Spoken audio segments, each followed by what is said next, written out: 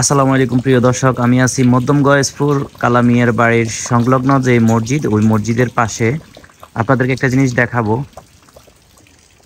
এই যে এই মসজিদের পাশ দিয়ে যে রাস্তাটি পশ্চিম দিকে গেছে, সেই রাস্তাটা কি জরাজীর্ণ অবস্থা সেটা আপনাদেরকে একটু দেখাবো। এখন আপনারা সাথে থাকুন। এদিকে ভিতরে একটা মহল্লা আছে, সেই মহল্লার দিকে এই রাস্তাটি গেছে। এটা পুকুর পাড় দিয়ে আমি হাঁটতেছি, আপনারা দেখতেছেন অনেক খুবই কষ্টদায়ক একটা রাস্তা। কিভাবে এই এলাকাবাসী হাঁটাচলা করে সেটা আসলে আমার বোধগম্য নয়। এই যে দেখেন, টোটালি রাস্তার মধ্যে এদিকে কিন্তু অসংখ্য বাড়ি আছে, অসংখ্য বিল্ডিং আছে, অসংখ্য টিন শেড বাড়ি আছে।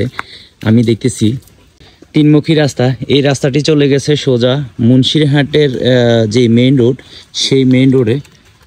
এটা হচ্ছে মুন্সিরহাটের উত্তর দিয়ে যে রাস্তাটা, ওই রাস্তাটার সাথে যায় মিলছে।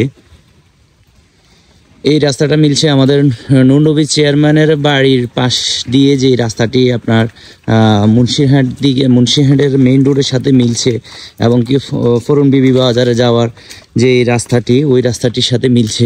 সেই রাস্তার সাথে এই রাস্তাটি যায়, এই রাস্তাটি লেগে গেছে। কি অবস্থা মানুষের জনজীবনে, হাঁটাচলা করতে অবশ্যই মানুষের খুবই কষ্ট হচ্ছে। তাই আমি প্রশাসনের দৃষ্টি আকর্ষণ করব, বা আমাদের ইউনো মহোদয়ের দিকে আকর্ষণ করব এই জন্যে, কারণ বর্তমানে বেগমগঞ্জের অভিভাবক হচ্ছে আমাদের ইউনো মহোদয়ের দৃষ্টি আকর্ষণ করব, যেন উনি অন্তত গ্রামীণ যে পরিবেশগুলা, সেই গ্রামীণ পরিবেশগুলোর জন্য যদি আপনি পারেন অন্তত কিছু মাটি ফালানোর যে ব্যবস্থাটা, সেই ব্যবস্থাটা অন্তত ইউনিয়ন পরিষদের মাধ্যমে আপনি করে দেবেন, তাহলে এই অত্র অঞ্চলের মানুষজন খুবই উপকৃত হবে। প্রিয় দর্শক, আপনারা এই দেখেন পুরোটা রাস্তায় আপনার মাটি, কিন্তু হাঁটার ব্যবস্থা খুবই নাজুক। যে এইখানে আসলে শত শত মানুষ, আমি যতটুকু দেখতেছি চারপাশে যে বাড়িঘর আছে, কয়েকশো পরিবার এই রাস্তা দিয়ে প্রতিদিনই চলাচল করে।